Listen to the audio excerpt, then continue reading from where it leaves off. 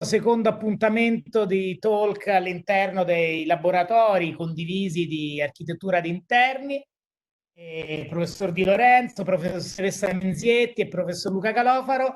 Abbiamo invitato oggi, secondo me, uno degli studi americani più interessanti della sua generazione, lo studio Obra, Pablo Castro e Jennifer Lee.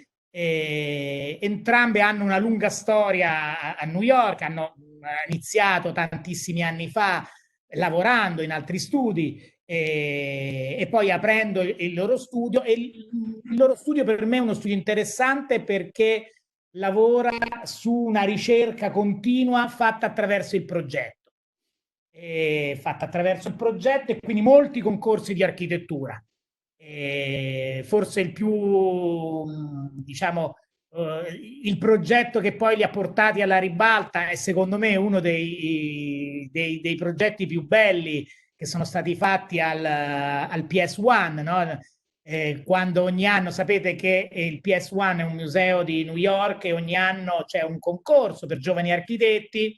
Quando Pablo era giovane ha vinto questo concorso e secondo me quella installazione è stata la prima volta per me in cui ancora non ci conoscevamo con Pablo, cioè ci incrociavamo in tanti concorsi e quindi ci guardavamo uno con l'altro, però comunque quella era la prima volta in cui entravo in un progetto di Obra e sono convinto che sia stato uno dei migliori progetti perché lo studio Obra in quel progetto non ha costruito un padiglione temporaneo, non ha costruito un progetto effimero, no? Come tanti che giocano sull'interazione, sull'acqua, sulla possibilità appunto di creare un evento all'interno della città, ma era una vera e propria architettura. La bellezza di quel progetto è che era uno spazio estremamente semplice, ma molto ricco formalmente e costruito benissimo.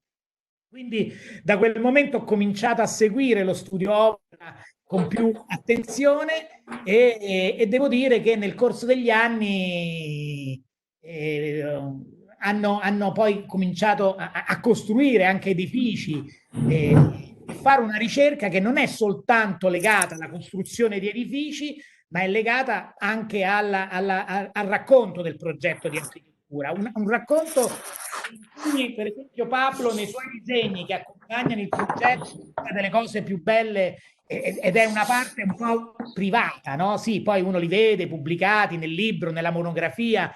Hanno pubblicato una monografia bellissima che è stato anche il catalogo di una mostra a Berlino, molto interessante sul loro lavoro. Pablo poi ci siamo rincontrati e frequentati quando ha vinto il Roman Prize all'American Academy, è stato fellow all'American Academy e quindi è diventato da questo punto di vista anche un architetto romano, diciamo, è stato adottato dalla cerchia degli architetti romani perché c'è qualcosa nella sua architettura che ha le radici nell'architettura italiana, secondo me. Ve ne accorgerete poi sia nel racconto dei progetti, sia nel modo in cui i progetti vengono rappresentati e raccontati. È come se in ogni progetto ci sia un'idea che prende forma, ma continua nel progetto dopo. C'è una continuità non solo formale, ma una continuità di idee, di approccio all'architettura molto forte. Lo studio di New York, che ho avuto la fortuna di visitare, ma penso l'abbia visitato anche il professor Di Lorenzo, è Sì, uno sì. studio in cui è ricco di modelli, no? Quindi non è solo il disegno, ma proprio la costruzione del progetto attraverso il modello è una cosa estremamente importante per loro. E oggi, nell'era digitale, capire che appunto il progetto è anche una costruzione manuale, no? È estremamente importante. Ciao Jennifer. Io parlo di Pablo, ma quando parlo di Pablo e Jennifer che hanno uno studio da molto tempo. Jennifer anche ha insegnato per tanti anni, non so se continui a farlo, nelle università a Seul, almeno fino all'anno scorso, era l'ultima volta che ci siamo incontrati, se non sbaglio è stata proprio a Seul, e quindi perché appunto Jennifer ha origini coreane, quindi questa idea anche che è uno studio che nasce a New York, ma con origini, Pablo viene dall'Argentina, Jennifer viene quindi anche sensibilità nei confronti del progetto molto diverse da loro, che hanno trovato in questa sinergia dello studio Obra dei risultati incredibili. Non ultimo il progetto che penso che ci farà vedere oggi, che è quello che ho usato per la locandina, è un piccolo padiglione che hanno realizzato lo scorso anno in occasione della Biennale di Architettura di Seul. 2 anni fa Pablo e Jennifer hanno allestito la Biennale, hanno curato l'allestimento e la scenografia della Biennale, tra l'altro con un progetto di allestimento molto bello che dialogava, non so, magari oggi non so se ce lo fai vedere, io non te l'avevo chiesto Pablo, però appunto un progetto estremamente interessante perché dialoga con il museo del DDP di Saad. Quindi uno spazio praticamente impossibile da allestire come museo, loro sono riusciti invece a contrapporre una geometria molto rigida proprio per riuscire a rendere fruibile uno spazio espositivo che altrimenti sarebbe stato molto difficile da utilizzare. Quindi io passo la parola a Pablo. So sorry if I introduce you in Italian, but I am sure that you can understand because my English is exactly the same things of my Italian because I translate my Italian thinking in English. So I'm really, really, really very happy that you are here. Now you can share when you want, you can share your screen and you can start with your lecture. Thank you, Pablo, to be here. Grazie per la troppo generosa presentazione. Io mi devo scusare perché il mio italiano non è in grado di fare la presentazione abbastanza bene, quindi lo devo fare in inglese, ma posso provare qualcuna volta a dire qualcuna cosa in italiano, ma sarà... Magari rispondi alle domande in italiano. Se loro ti fanno delle domande che sono timidi, gli rispondi in italiano alla fine. Va bene, va bene. Okay, let me see if I can... Share your screen. I ask you the... How is it? Does it work? Perfetto. Okay. We can see those wonderful books that is in our library. So the students, when they will open the library again, they can enjoy it. Okay. Okay. This photo I took at the time of our show in Berlin. We visited this fantastic architecture library in Berlin, and then we were surprised to find our book, which had just come out. So we took a photo of it. I think it's called Quadratmeter or something like that. The library. If you go to Berlin, you should visit. So I thought maybe following Luca's advice to show some competition projects. This project was relatively well known at the time. I don't know if people today still know it, but it was a project curated by Ai Weiwei, the famous dissident artist in China, who now, I don't know where he is now. He used to be in Berlin. I think he moved to England, but it was called Ordos 100. And the idea was to invite 100 architects to China, each one to do a house. And this was the site. It was literally a desert in Inner Mongolia.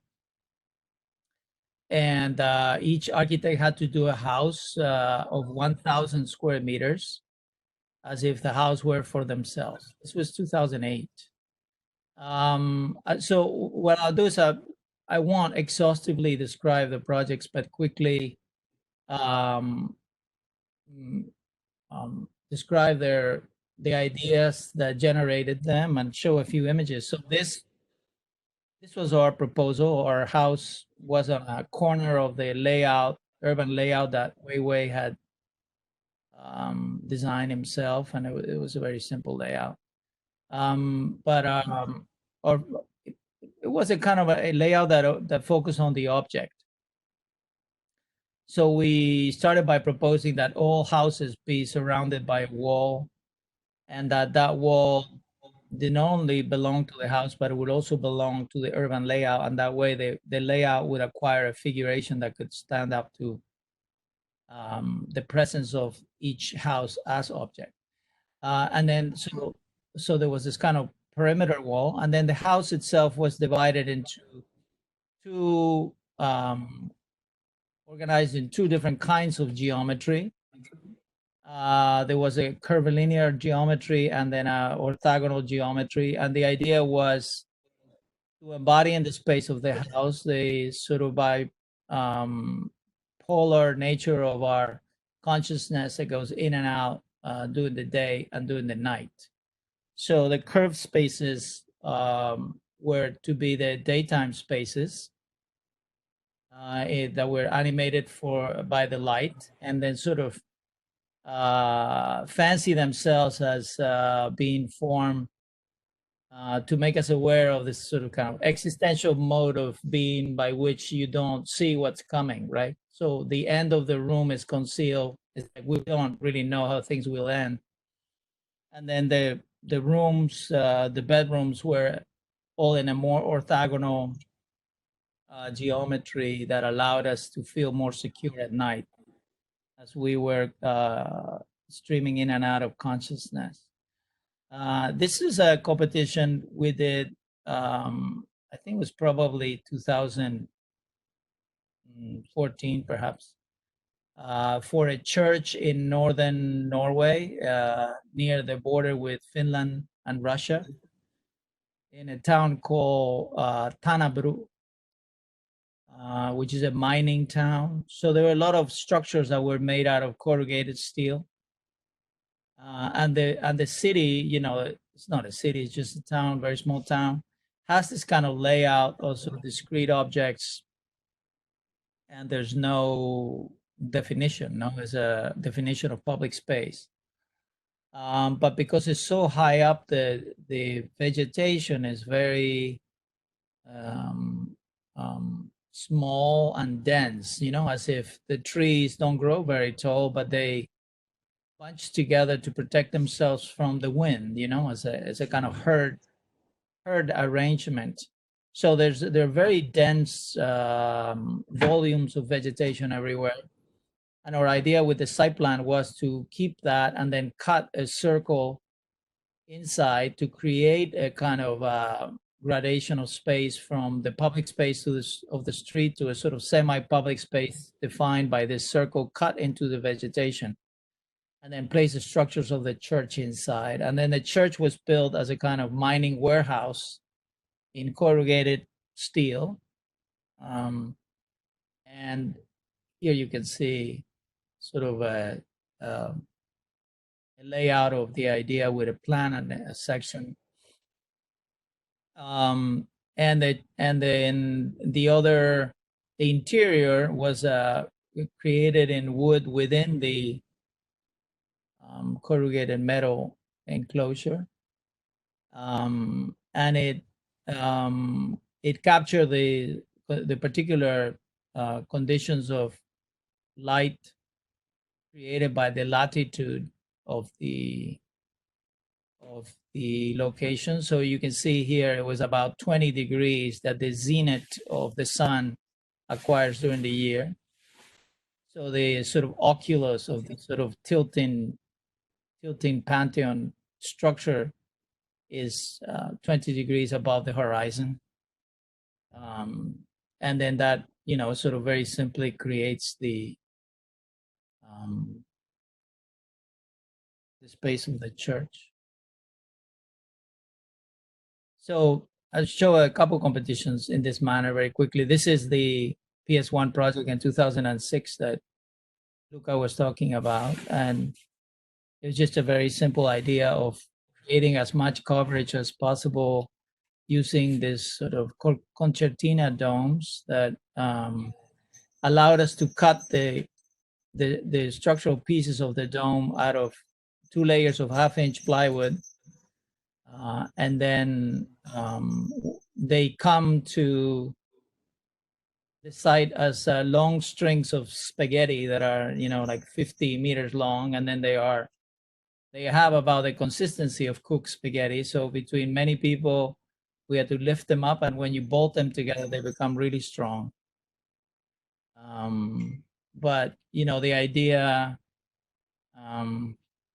was an idea of creating a kind of a public space that sort of celebrates its sort of public nature, because the site Ps1 uses as the site of a party every Saturday during the summer. That is the most popular summer party in New York. So it's very important socially. People, you know, attend it every weekend and so on.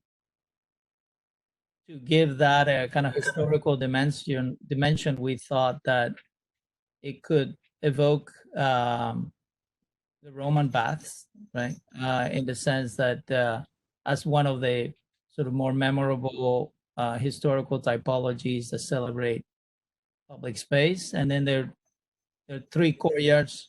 So using vaporized water and shade, or the lack of it, we created in a way, a caldarium, a tepidarium, and a frigidarium within that, and that gave the whole project its structure.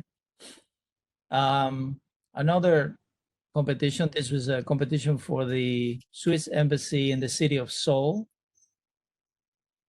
and it was made out of 2 parts. You know, behind it, you see the kind of typical fabric of the sort of corporate generated housing projects of Korea, with this gigantic blocks that have their sort of kind of own sublime presence, but at the same time are hopefully at odds with the historical fabric of the city. So our project, it's a kind of an island, you know, within this fabric, like all embassies, you know, supposed to be a piece of Switzerland. And our idea was to try to embody the, if you like, the diplomatic ethos, you know, the sort of necessary two-faced hypocrisy of the friendship within nations, you know. And so the building is made out of 2 parts.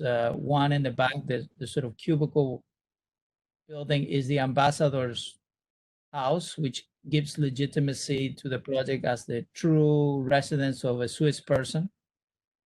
And the projecting volume faces the street with a kind of order and reason that the Swiss, like the rest of the world, think of them, and is a kind of, and contains within it the consulate, you know, where you go do your passport and such things. So here's plan is very simple, but you have the residence in the back, and then the chancellery in the front. So there's a kind of topography, you know, like Rome. Seoul is a city of hills, so the topography is always very interesting. So there's a stair that connects the 2 entries with a sort of vehicular entry to the top of the page to the north, and then an entry to the garden for the ambassador on the south, and then the stair that connects them, a kind of step ramp, and a pool that separates the people from the facade elegantly, you know, without any kind of fencing or anything like that. So here is an image of what it would look like, done in sort of wood block. This was a competition in Bolzano for a high school dormitory. So it's a very simple building on the side of a hill outside of the city. A courtyard building, sort of typologically very simple. You can see the sort of boring part of the building, which is just adding, you know, the classrooms, the bedrooms next to each other. And then a space created against the hill, a volume created against the hill for all the public social spaces where young people would meet. you know, when they're awake and spend time together. And since they're high school students, you know, likely quickly fall in love with each other. So then the social part is sort of inflated by the intensity and expectation of that prospect. For example, this is the cafeteria inside that space. This is an early competition for a housing project, 5,000 units of housing in the city of Guanajuato in Mexico, in an old farm. Guanajuato has a lot of water. It rains a lot, and the river overflows all the time. But the vegetation is very desert-like because there's a lot of clay content in the dirt, so the water just skips through. So the idea for our project was to create a water collection system. So all the housing becomes a kind of rain collector apparatus, and then provides two types of housing, sort of kind of so-called suburban house with a backyard and a space for garage for a car. And then the circles are apartment buildings for people that prefer to live in apartments. And they surround the plazas, which are the public space of the complex. And underneath the plazas, the water is collected in gigantic cisterns. So the kind of the structure of the social fabric comprising private and public mimics in a way structurally the system of the collection of water. And that sort of gives sort of cohesiveness to the project. So you see some contours on the model. So these are hills. So people drive into the complex on top of the hills and then walk down the street. The street slope down, and at the end of the street where the houses end, there is the aqueduct that leads the water to the cisterns. And in between, with the water that is collected in the cisterns, a park can be grown in every sort of interstitial space. So the housing project, the sort of the quartiers of this housing project are sort of bracketed by parks. Here's a diagram of the overall idea in which sort of living together and collecting water coincide. And then we develop a few typologies that look, this is one of them. Look, some of the individual houses look like this. And then one of the apartments, this was the handicap unit with ramps for access.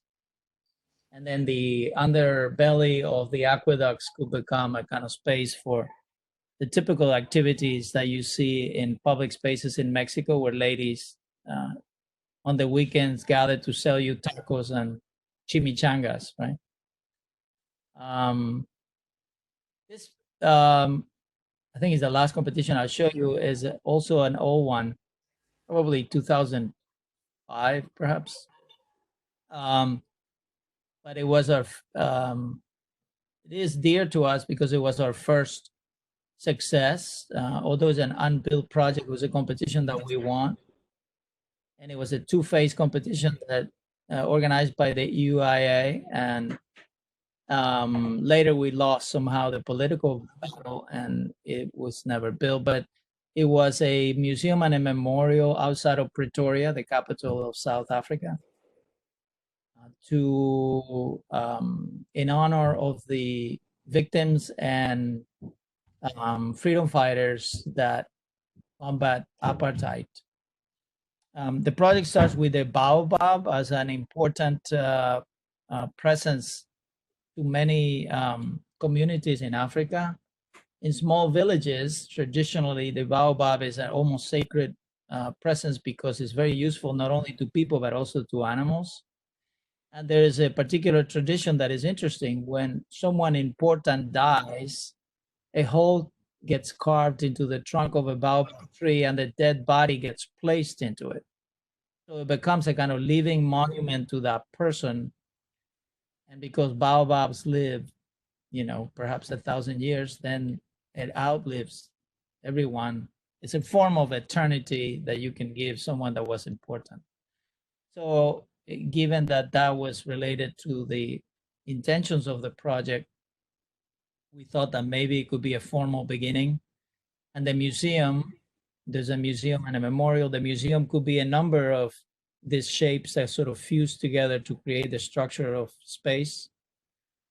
And then there could be a separate lone structure that is the memorial. This is on top of the hill, Salvocop Hill outside of Pretoria, very near the city, but you can see the skyline of the city from here, and you can see, you would have been able to see this monument from the city if it had been built.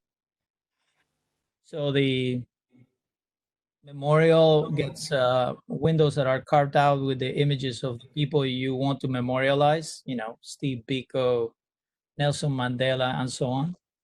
And when it's powered by the sun. So when the sun moves across the sky, it throws a kind of parade of ghostly images of the people you're memorializing. So here's the two structures together that are linked by a plaza where people can organize events and sort of systematized calendar of remembering these people can be organized. So the elevation and section. One of the things that the Afrikaner would claim as a legitimizing their control over South Africa was the fact that when they arrived to the country, they say there was nobody there. So it was the intention of the organizers of the competition to demonstrate that South Africa was already inhabited when the Afrikaner arrived. So the museum, the space of the museum is used to create a historical narrative of South Africa that begins at the bottom of the museum and ends at the top. And as you move, creating a kind of equivalent of the way that we remember things, the museum uses the structure of the plan to be able to always look back and look forward as you move through the space. So when you move between two of these galleries, you walk on a ramp that occupies a third one. So the entire progression is organized in threes, linking two galleries, one that you left, another one that you're going to, through a gallery that you see from above, but you don't inhabit. Sort of like this.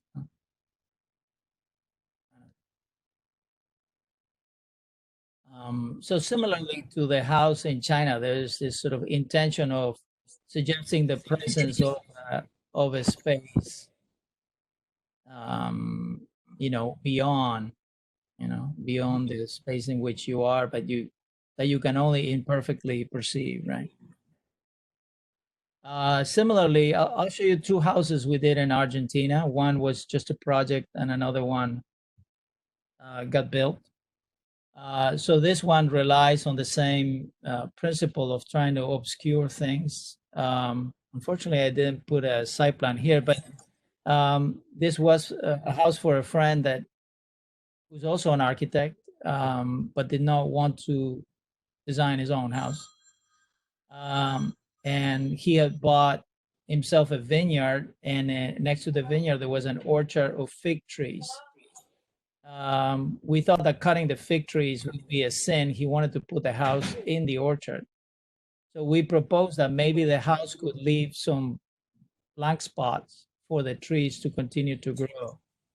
So we created this blind courtyards that are only perceived from single spaces within the house and that act as walls. So the house isn't really separated as usual by walls and doors, but by the bulk of these courtyards, making it sort of difficult to exactly determine where the space starts or where the space ends, like this. Unfortunately, this house did not get built, but because our friend had to sell the farm, but I think he liked the project. This house did get built. This was a house designed for my father. My father married a second time, a much younger woman, and he wanted a house in which to live with her that was different than the house in which we grew up. This is in the city of San Juan in Argentina. It's a very desertic climate, but there's a lot of sun. A lot of is a sort of kind of area of vineyards.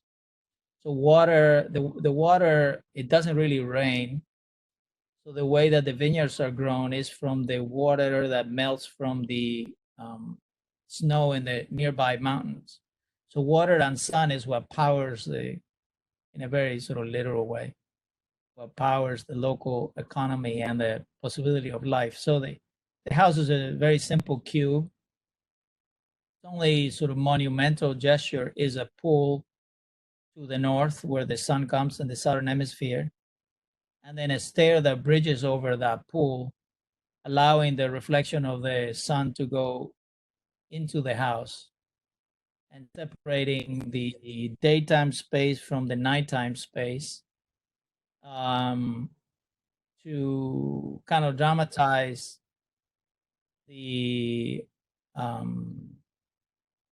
necessity for sexual performance that becomes an issue when an older man marries a younger woman. So this is kind of the way that it worked out. This quickly is a house in the rainforest in Costa Rica that we built maybe about 5 years ago. This is the site. Someone bought a very big piece of land just to maintain it and build a house in an old mango farm. The most of the land is actually virgin forest, and they want to preserve it. But they chose a hill in the middle of it that was the only part that was, if you like, cultured, because there had been a farm there before. There were a couple from Phoenix, Arizona. He was a lover of nature. He is a lover of nature, and really likes snakes and spiders and trees, and wanted to be very near the forest. And the wife hated all of that, of course. So there was a kind of tension between what he wanted and what she wanted.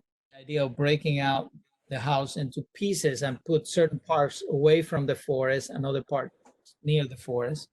But it also responds to a condition, I come back to this, responds to a condition of the weather in Costa Rica, which is very benign. And you only have to protect yourself from the rain and a lot of water.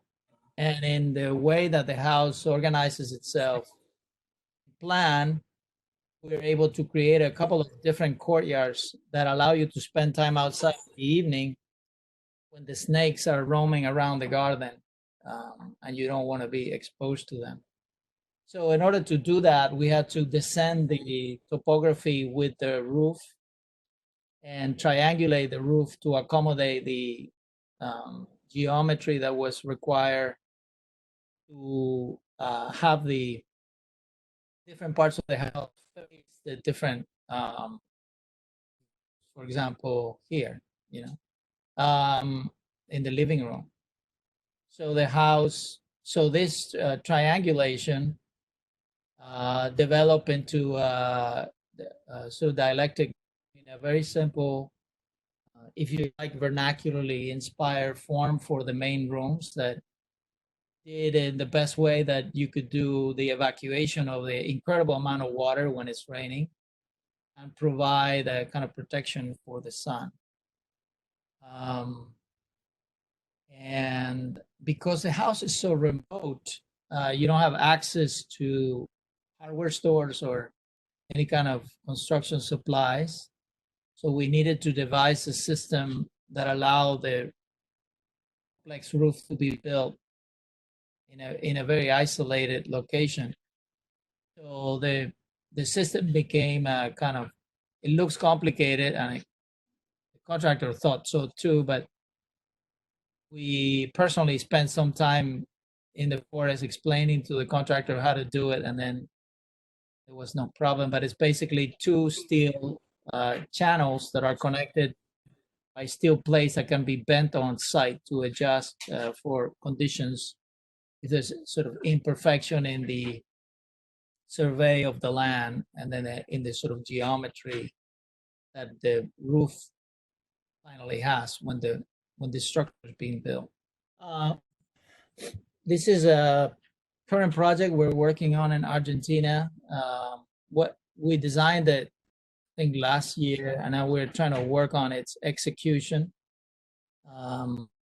It's an apartment building. I think Luca saw this building before. It's an apartment building in a corner in the city. And here also there is somewhat harsh but also benign weather. And the idea is that there are balconies that face the north and the east, which are the good orientations. But the balconies belong only to one apartment. So then that way, you know, it kind of become very generous and enjoyable.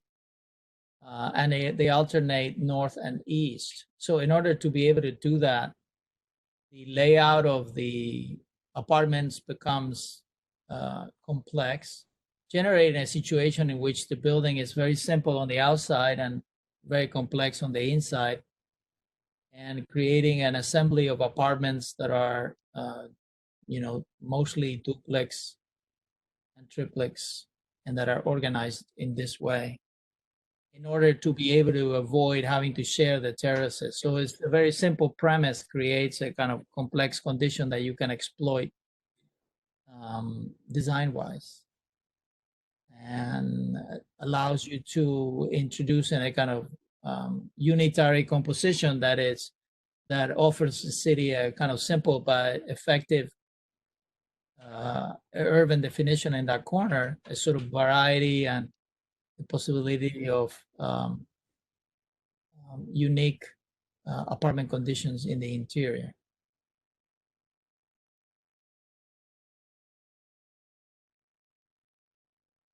This is a project that we designed in China. It was after we came to China with Ai Weiwei, we met some people that wanted to do projects. So for a while, we had an office in Beijing. And during that time, we worked on this project. This is a big 2 million square meters of housing project that is still under construction. And we were charged with designing a school and a kindergarten for the complex. The school, there's a kind of initial concept on the left, but then it was eventually taken over by the government, which wanted to make it a public school, and because of regulations in China, didn't allow this kind of extravagant design, according to them. So then the project got reduced to doing the kindergarten, which is the building on the right.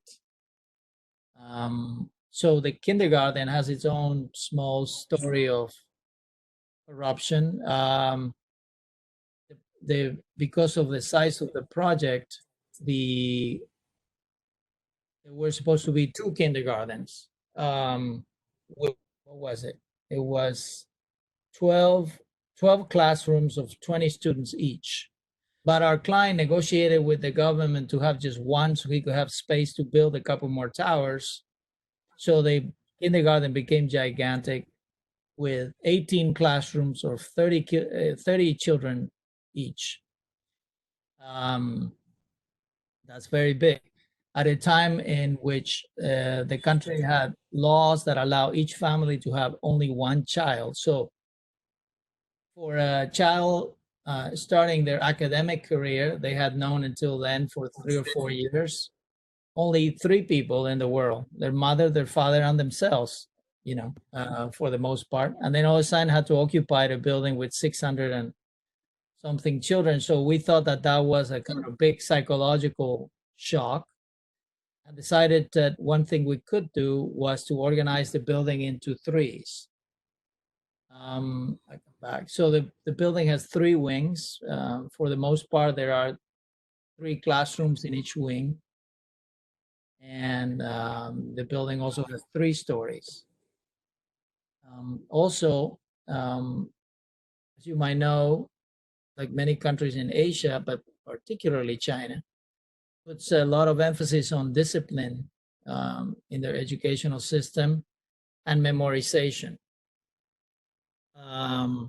So to counter that, we thought that perhaps the kindergarten could emphasize play as a main tool for education. So the building, and each classroom had terrace in which classes could be had outdoors, but also these terraces cascade with a series of connecting stairs, allowing the children to sort of escape into the playground at any time. So you can see here in section, gradually the building gets thinner towards the top to make room for the terraces, like the model indicates. Yeah. It's a very simple idea, but it has its structural complications, of course, because we thought that it was necessary to retain a kind of expression of the severity of the system as it is, which we chose to do, of course, by kind of relentless order in which the windows were organized, and then break that order by introducing the stairs. Calculating that a certain condition doesn't really have an effect unless it's presented in opposition to its opposite. Yeah.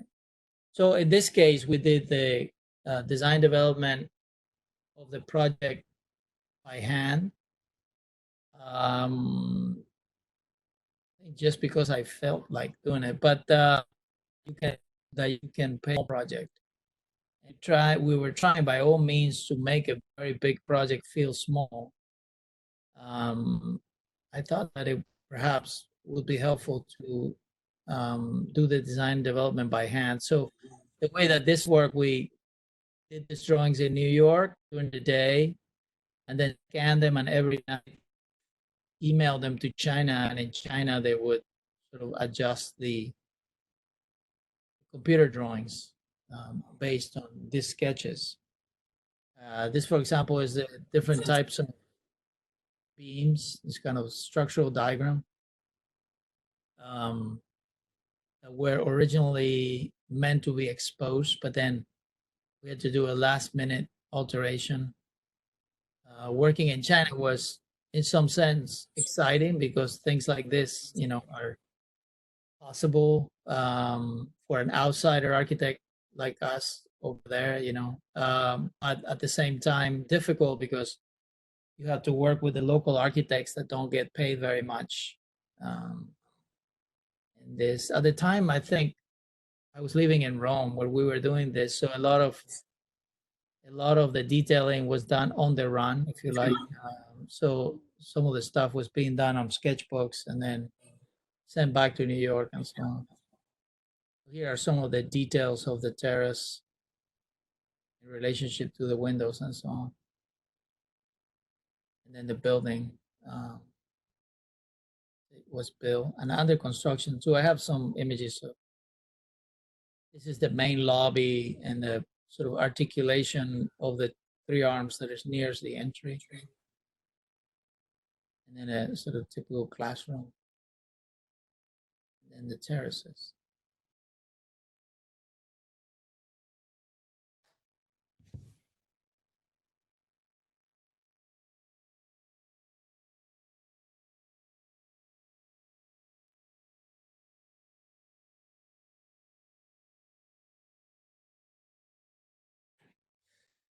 So this is the final project I'll show you. This is the project that Luca mentioned before for the Museum of Modern and Contemporary Art in Seoul, in Korea. It was a project that happened at the time of the Biennale, but that had the purpose of memorializing the last emperor of Korea, the one that a controversial figure because he handed over control of the country to the Japanese. But a somewhat illuminated man who was interested in issues of urban design. So to remember him, the museum decided to ask a few architects to build temporary structures. So the project, which is still up, supposed to be there for 5 months. And this is a kind of double holiday celebration because the other thing that the project was supposed to address was the creation of the first Korean government in exile in Shanghai 100 years ago. So the 50 years ago, I'm sorry. No, 100. How long ago, Jennifer? 100 years ago. Anyway, so 100 years. So they got all confused. So the project had this kind of political dimension, you know, because the sort of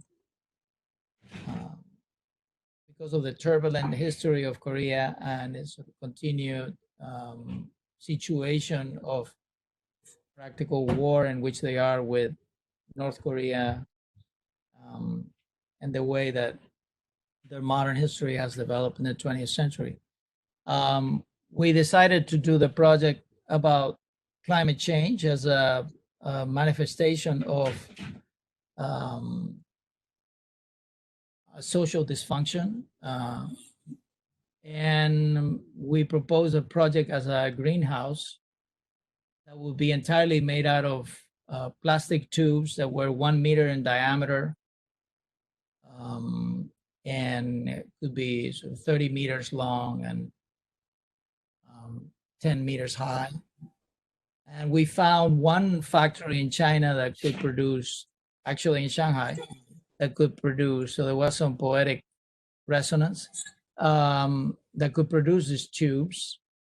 But they didn't have in stock 1 meter diameter. They have 40 centimeters diameter, in which case we would have to use a kind of king post stainless steel system contraption to support the tubes that are making up the roof. There's no structural data for plastic, so it will all depend on a test that we would have to make in the factory. Well, to make a long story short, we decided to abandon the project because we abandoned this scheme because it was too expensive to do research and development, and we didn't have enough time.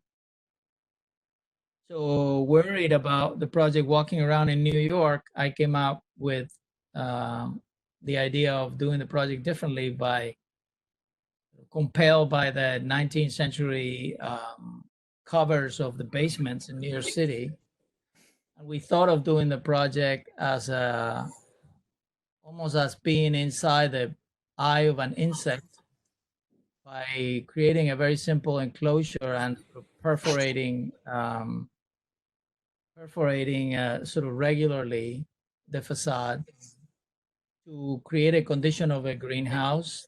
But it was, if you like, more interesting because as if before it was entirely plastic, it was clearly a greenhouse, but now it was as if the small structure would be debating between being a kind of normal building for inhabitation or a greenhouse, which was something that we found appealing. So it was an initial sketch and then a model. So there was also some debate about having an exposed or concealed structure. There's a version with exposed structure, which was tubular at first, a combination of tubes and T's. And then this kind of idea. And then this is the under construction. Instead of tubes and T's, we went to I's and T's. And this is the site. The green space that you see beyond is Gyeongbokgung, which is the main royal palace in Korea. And the building in brick to the left was a Japanese garrison and torture site. And then the courtyard, of course, and the building on the right are part of the museum. The brick building became the Museum of Modern and Contemporary Art. And the mountain in the background is a mountain that is to the west of the palace, but they're all very near. Yeah. The structure was exposed because underneath there is a storage space for the museum. And then these were sort of on-site solutions for how to solve last-minute problems. This is to build a kind of seat and sidewalk around the where this man is standing right now.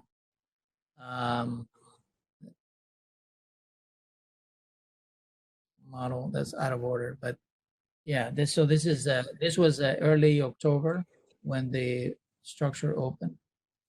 And the structure was meant both as a kind of climate correcting machine, you know, the possibility that you could bring together systems and connect them through an algorithmic organization to control itself by censoring temperature and weather conditions that might be distant from the site in advance of them arriving. Inspired, if you like, by contemporary air conditioning systems as designed by Mitsubishi or LG. These systems are designed to never turn off. They're supposed to run all the time because it's been found that they spend the most electricity when they turn back on after having turned themselves off. So they have a kind of asymptotic relationship to the thermostat, and they shut themselves. I mean, they don't shut themselves down, but they slow down as the temperature is approaching the temperature that you want.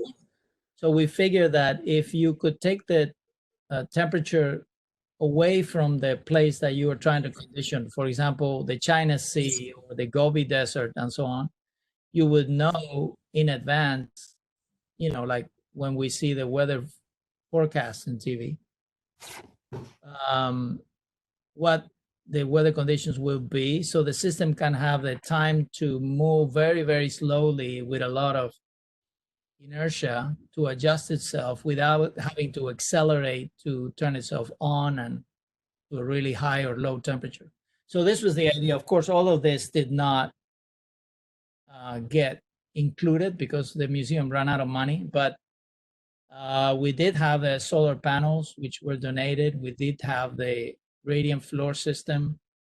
We did have the plants and so on, but obviously what was missing was the algorithmic arrangement, the AI system that would control everything together. So now the building is scheduled to come down on April 5th.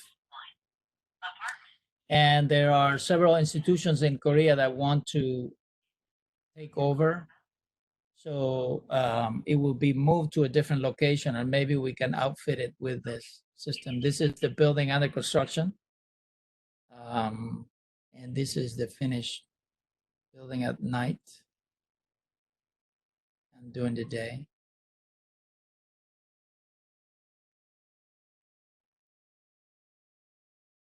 So the purpose of the structure is, besides the issue of bringing attention upon the notion that perhaps the problems of climate change have a not only a political solution but also a technical solution, or if you like, a combination of both.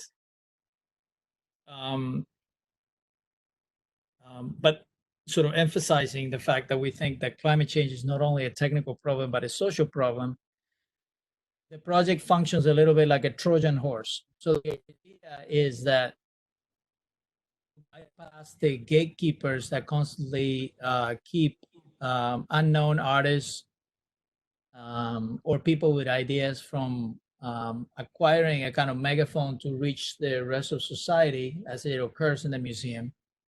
You know, to get into the museum, you have to be friends with the curator or pay your way in or be a very famous artist already. So the Perpetual Spring Pavilion, as this is called, organizes online, and you can see it because it's up. It's called perpetualspring.com, no, .org, perpetualspring.org. You can sign up to organize events inside the MMCA without having to have the approval of the curators. So it's a way of democratizing access. And they have been since October, of course, a lot of performances of many types: music, theater, political rallies, educational experiments with kindergarten children, computer, internet-based computer games that are played in real time and real space, etc.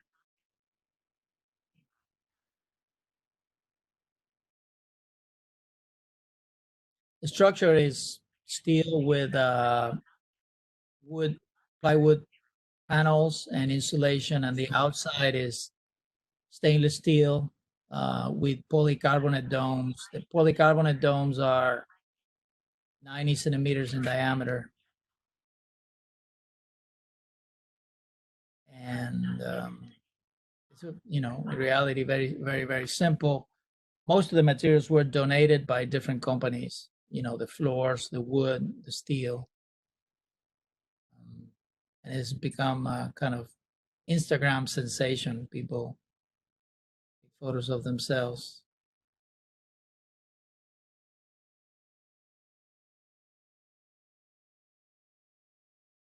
That's my last slide.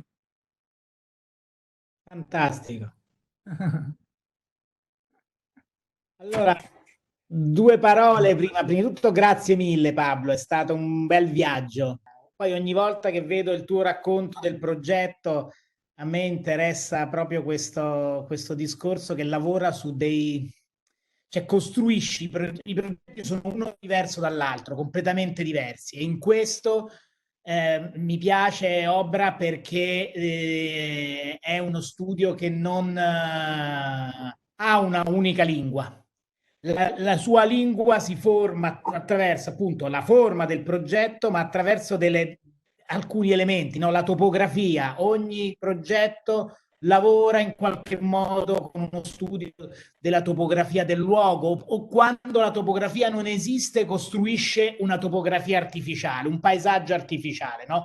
Il movimento è uno degli elementi chiave in tutti i progetti. Il movimento è parte essenziale, cioè dare la possibilità al visitatore di muoversi dentro lo spazio.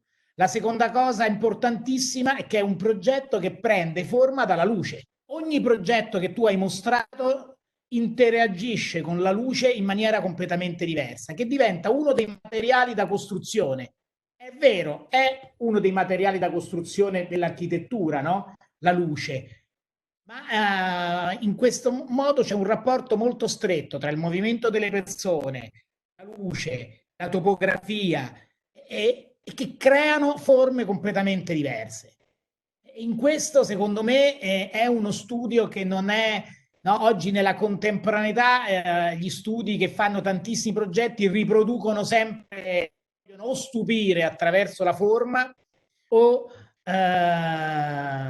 appunto attraverso un esercizio formale di performance dell'architettura, cioè le architetture sono sempre oggetti performanti.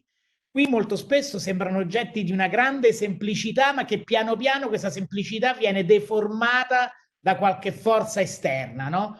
E sono progetti che appaiono molto belli dall'interno, perché vedi che sono dei progetti che puoi vivere, no? Il nostro poi è un corso di architettura di interni che prende forma attraverso proprio il manipolare lo spazio interno, che è quello che mi aveva stupito quando camminavo nelle installazioni del PS1.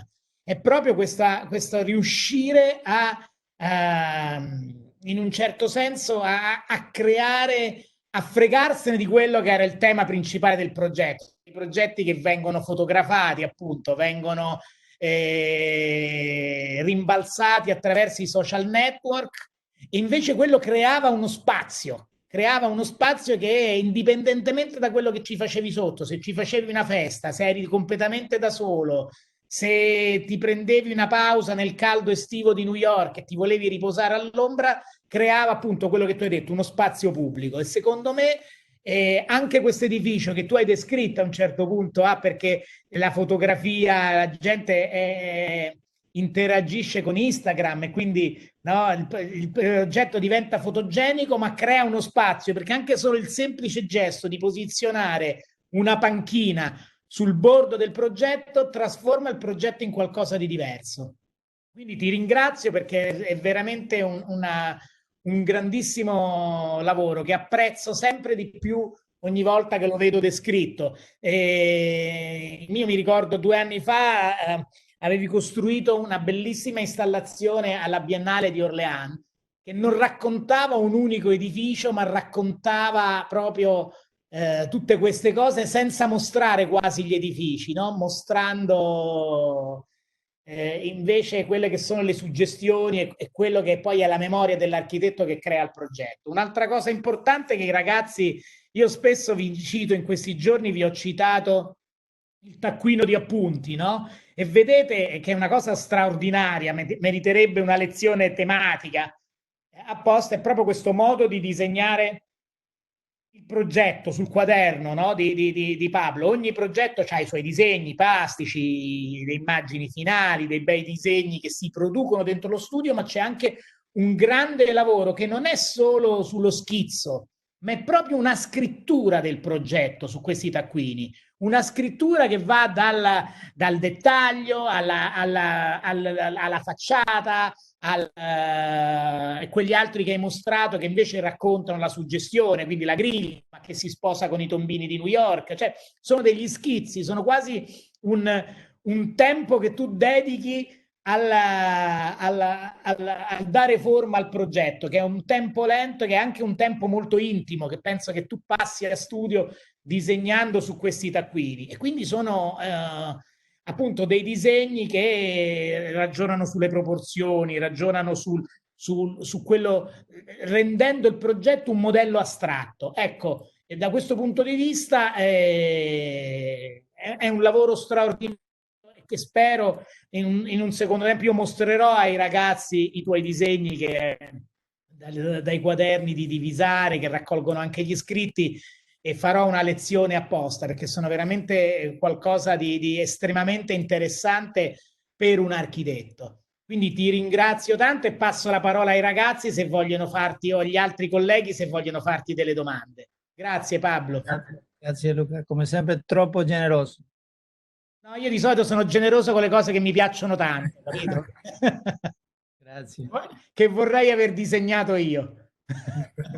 Ma sì, no, io quello che mi interessa molto, in realtà è molto bello il rapporto anche con la conferenza della settimana scorsa, perché anche quello che hai detto tu prima del fatto di non avere una lingua, di non avere un linguaggio che unisce tutti i progetti, secondo me proprio nell'ultimo progetto, nel padiglione della primavera, che si adatta quasi a tutto il contesto, che è il contesto fisico, che è anche il contesto meteorologico. Si adatta alle condizioni, secondo me c'è un po' la metafora del lavoro in generale, di come approccia il progetto. Dal mio punto di vista, secondo me, è un po' la figura dell'architetto che si mette in discussione ogni volta, affronta sempre diversamente il progetto, affrontate sempre diversamente le sfide del progetto, è disposto a tornare indietro su alcune cose. Quando sono stato nello studio di Pablo ho visto tantissimi modelli, anche molto simili tra loro, tantissime sperimentazioni diverse su forme, materiali, dettagli, eccetera. Quindi mi piace questo approccio che non si rifà a un'idea forte da seguire assolutamente, da metafora che per forza deve esserci nel lavoro, ma questo lavoro per tentativi, come se, non so, il modo di fare qualifichi il lavoro stesso, questo processo qualifichi il Il lavoro processo stesso. diventa progetto, sì, è vero, in questo è interessante, no? E anche Sì, sì, sì. l'approcciare a diverse scale, sempre con la stessa attitudine, a progetti di scala completamente diversi. Sì, io volevo sapere appunto se se c'è proprio questa volontà di far prevalere da quasi l'esistenza rispetto all'essenza, mettiamola in parole un po' in paroloni, però questo lavoro pratico rispetto più che al momento teorico ha un'idea forte da seguire assolutamente ad ogni costo. Posso rispondere in inglese? Yeah, no, I think is an interesting observation. Although the direction of the project might change during the process of design or evolve into a condition of complete lack of recognition, you do have to start. I think. I mean, at least in our case, we do have to start with a conceptual direction, no, and but that conceptual direction isn't rigid, but changes, no, and I kind of thought that maybe that would be something that would be evident in showing the projects not so much, particularly the competitions in detail, but perhaps just a few images that would provide a description of an approach that would sort of undermine a little bit the kind of the absolute rationality of the architectural approach. You know, the way that the project can be justified with good reasons or with excuses. So the different competitions, competition proposals bring in an idea that, if you like, is conventionally considered to be external to the architecture. But I think one of the things that we contend is that they are part of the architecture in a way. So, for example, in the house in China, you have your state of consciousness, you know, the the house brings light, or if you like, reacts to this condition of being awake and falling asleep, you know, not in an explicit way that you have to be conscious of all the time, but in a way that affects the house, transforming what otherwise would be a kind of container, you know, simple container for everyday life, which there's nothing wrong with. Or, you know, in a more essential way, in the case, for example, of the South African competition, in which you need to, you know, the monument by necessity needs to point beyond itself to be effective. You know, the monument is based on a metaphor that, using the light, as we were saying, becomes explicit. No, but the issue that the structure of the galleries is organized as a kind of sequence of time, and the fact that the fundamental structure of the building is inspired by an attempt to materialize memory, you know, as in this idea of putting someone's dead body inside the trunk of a tree. So these things are present in the beginning of the project, but they don't already have a way of expressing themselves architecturally. You have to invent that in a way as you go. So then there's a kind of shooting in the dark phase of trying this and trying that to see how you can carry with you this, presumably extra architectural ideas.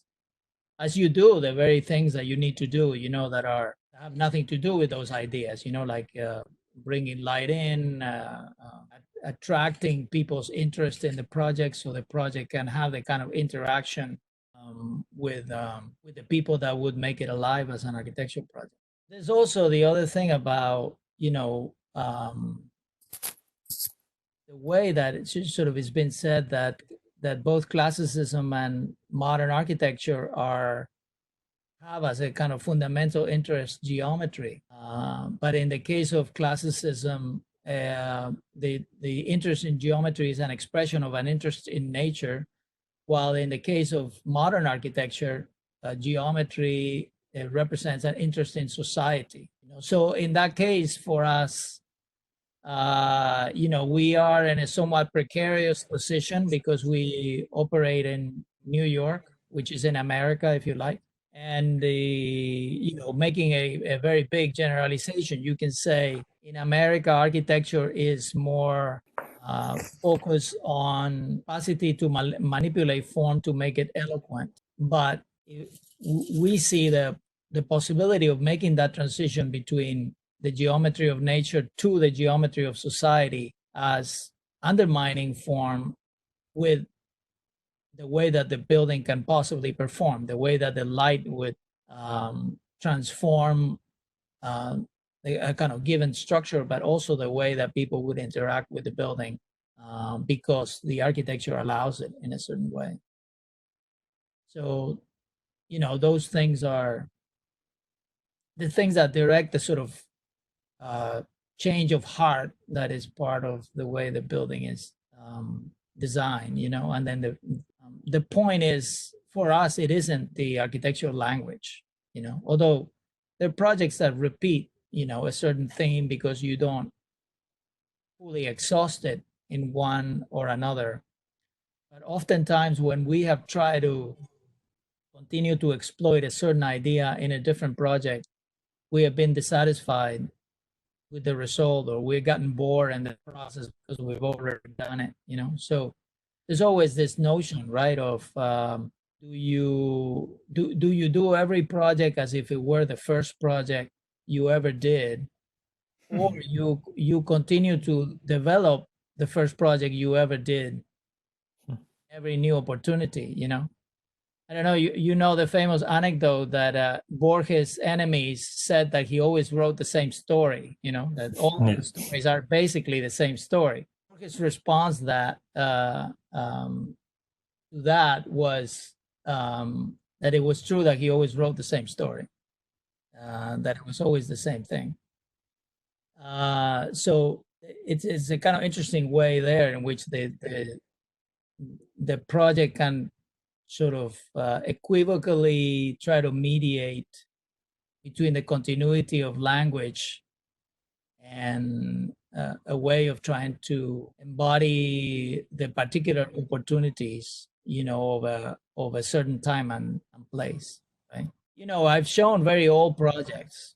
Some of these projects are very old. You know, the museum is from 2005. And I think at the time we were more of a classicist, so to speak, than a modern architect. We are maybe more interested in social interaction now that we were in the sort of form of nature. By form, I mean the, you know, the way that it operates in the beginning. So we have, you know, changed your minds a little bit. Hopefully the case after so long, but that's a long answer, Luca. I'm sorry. No, it's a wonderful answer. Ragazzi, qualcuno vuole fare una domanda? Posso farla io, Luca? Certo, la professoressa scusa, Menzietti, scusa. Allora, buonasera Pablo e complimenti per i progetti e la presentazione. Vabbè, vorrei dire un sacco di cose anche in merito a quello che è stato già detto, ma non lo faccio perché poi rubiamo troppo tempo. Chiedo, non so, la mia era approfitto della presentazione per togliere una domanda che è una mia curiosità e un mio interesse, però è abbastanza lecito perché tra i progetti c'è quello di un memoriale, di un monumento che mi ha incuriosito perché è un tema che mi piace ed era anche un progetto interessante quello che hai mostrato, Pablo, perché tiene insieme due aspetti, cioè quello del memoriale e del monumento come racconto della memoria, che è quello che tu in qualche modo costruisci all'interno, no? Nel modo in cui si fa esperienza dello spazio, no? Lo spazio nella pianta ci hai mostrato, no? Che è un racconto della storia e quindi è un'esperienza della memoria. Però allo stesso tempo c'è un discorso di monumentalità nell'immagine, no? Tu ci hai descritto dalla metafora dell'albero, poi c'era anche appunto un'immagine iniziale e ci sono questi iconi estremamente grandi e quindi monumentali. Allora, volevo chiederti, secondo te, nel mondo contemporaneo, che significato si attribuisce oggi al termine di monumento? Qual è, diciamo, il limite tra monumento e monumentalità nel mondo contemporaneo? E se secondo te ha senso ancora parlare di queste cose, cioè, se ci sono delle risposte, come dire, se ci sono delle versioni contemporanee di questo concetto del monumento, che è un concetto che a me interessa particolarmente perché penso che il tema della memoria sia un tema in questo momento estremamente attuale.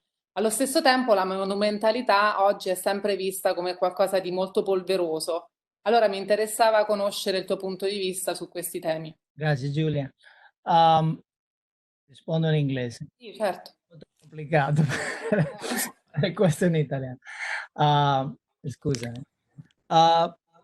Well, it's an interesting question too, in the sense that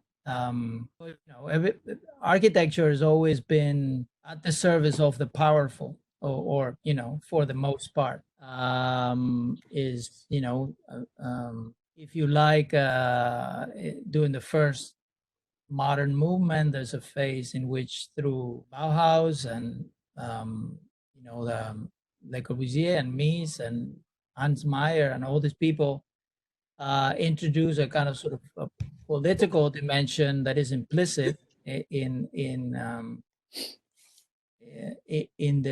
architecture. I'm talking about Giulio Carlo Argan's famous essay, in which he sees the very vocation towards strictly technical, if you like, approach to architecture, a kind of subversive political attitude. And the argument that he makes, which is very beautiful, is this notion that technology has to do with progress, and progress has to do with social change.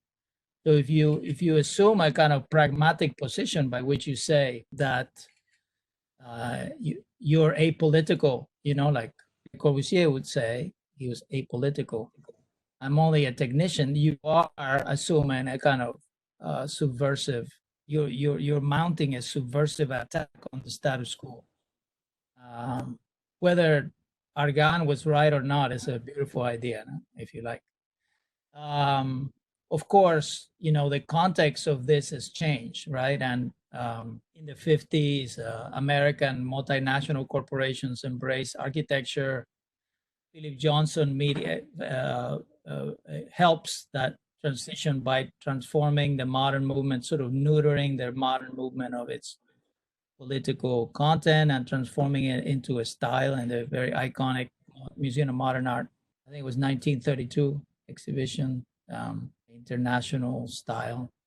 So the issue of monumentality is interesting because I think in a way you could interpret it in many ways, in a very humble level. And to bring it back to the things that we're showing, the image you have on the screen, and debating it during construction, the point was, okay, you want to bring the issue back to the issue of revolution, which was the original idea of the museum. Let's memorialize the beginning of the revolution, of the recreation of the Korean state,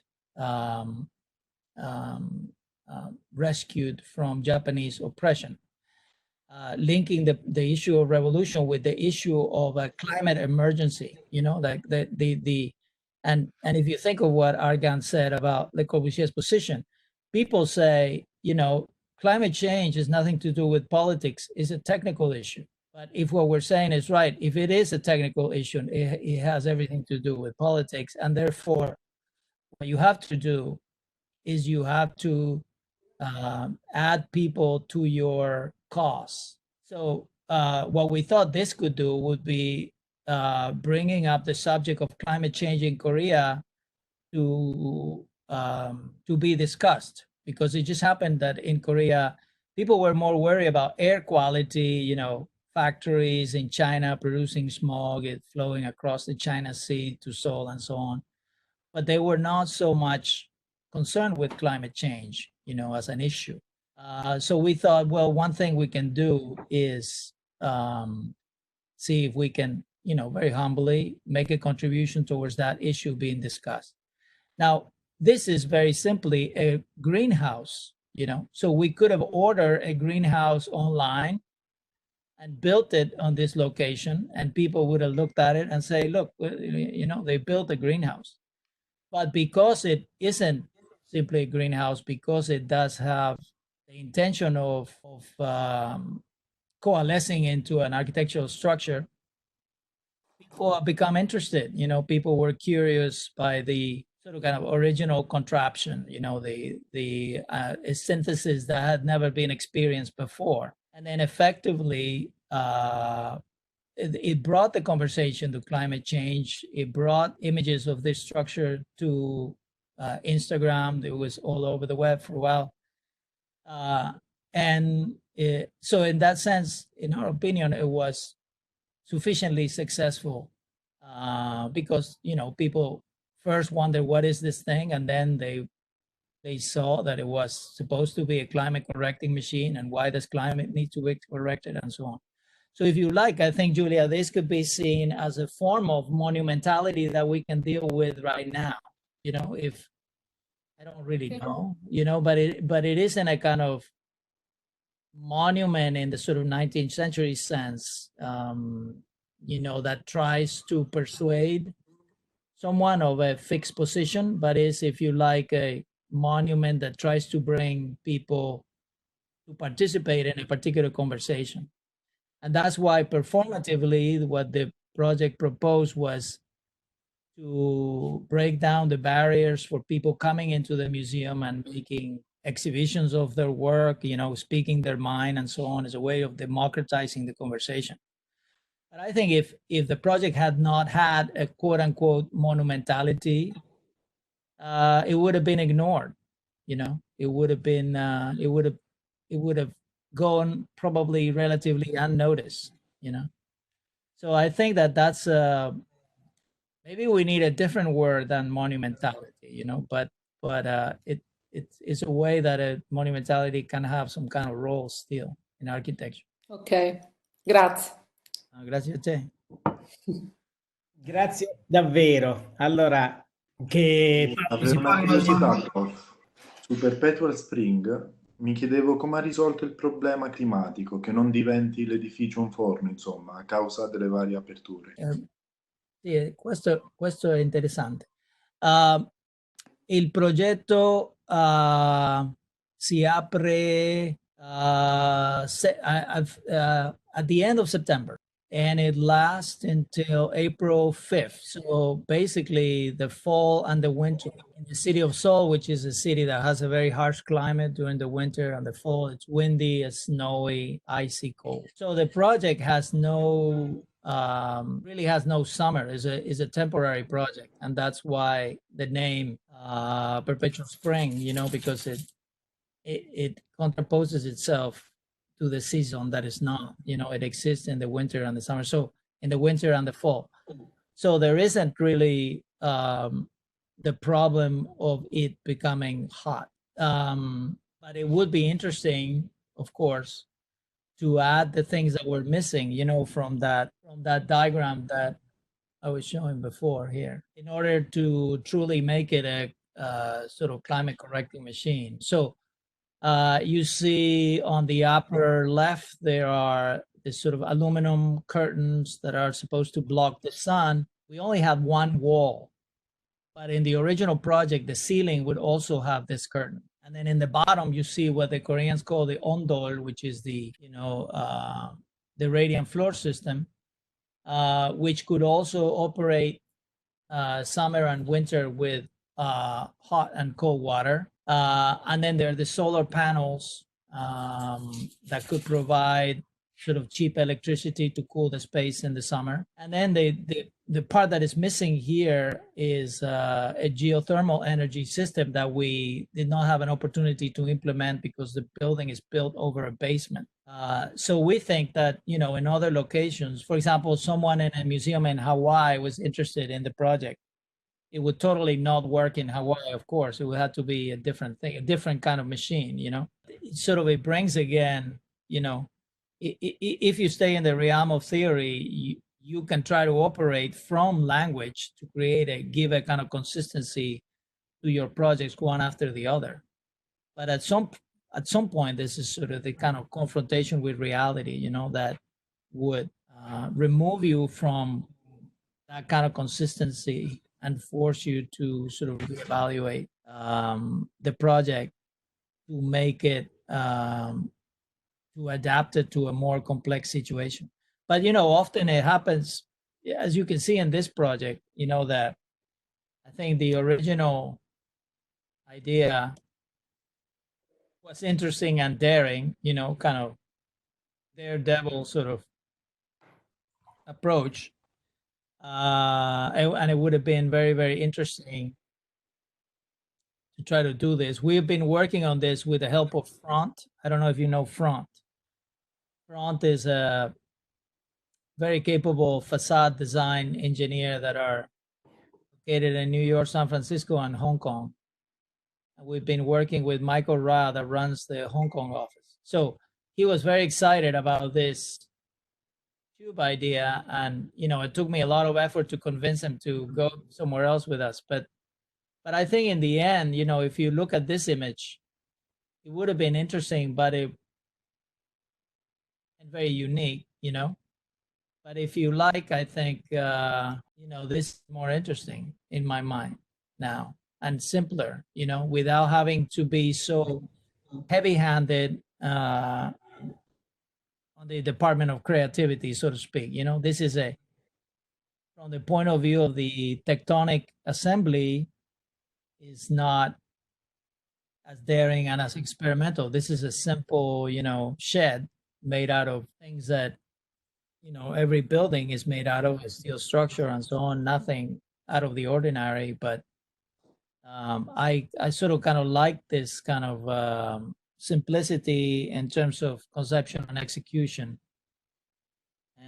because it, if you like, is a little bit more ambiguous. But yeah, the issue, you're correct, the issue of climate control throughout the year is an issue that this building was not supposed to address because it wouldn't be there. But if you look at this image, I don't know if you see my mouse, but there are two exhaust fans over here. This is the system of controlling the heat in the floor, and these are all the electrical controls. So there are a number of thermostats that trigger all of these things. The curtains were also supposed to be triggered by the thermostat system, but we couldn't afford the servo motor system that will open and close the building, the curtain. So it's human control. But that's exactly the idea. I think that is what is really interesting to try to achieve, is to have it actually perform, beyond its kind of symbolic value, if you like, and effectively control the temperature on every kind of situation. That's the goal, if you like. Grazie a te. Beh, io penso che abbiamo avuto veramente una bellissima chiacchierata con Pablo, ti ringraziamo, e quello che ti promettiamo è che ci vedremo, speriamo di vederci presto ad Ascoli, e verrai a trovarci poi di persona e a raccontarci di nuovo dei nuovi progetti di persona appena viaggiare sarà di nuovo possibile. Grazie. Dopo l'apocalisse. Con l'Apocalisse un bel aperitivo in piazza ci rimetterà al mondo. Quindi ti ringrazio tantissimo e Magari per una nuova proposta ad Ascoli, visto che già ne aveva fatta una di torri. ah, già è vero, non hai messo il progetto delle 100 torri, che era un bellissimo progetto. Lo aveva 1 ora fa, ma ho deciso è diventata too lunga la presentazione. Ah, perfetto. La prossima volta, La scusami. prossima volta, allora, rimaniamo con il tuo progetto ispirato dalla città di Ascoli. Benissimo, grazie veramente tanto. Un abbraccio. Aveva anche un po' paura, no? Che della visione critica degli esperti lì, tutto conoscono Ascoli troppo bene. No, però quello è un bellissimo progetto perché insomma ora è quello delle io l'ho scoperto poi vivendo ad Ascoli e insegnando ad Ascoli e secondo me in quella logica era un progetto estremamente interessante di recuperare alcuni elementi e trasformarli in una possibilità per un'architettura a venire, insomma. Allora ti ringrazio tantissimo, ci sentiamo nei prossimi giorni. Va bene, grazie veramente tanto, veramente. Un abbraccio, ciao, grazie a tutti.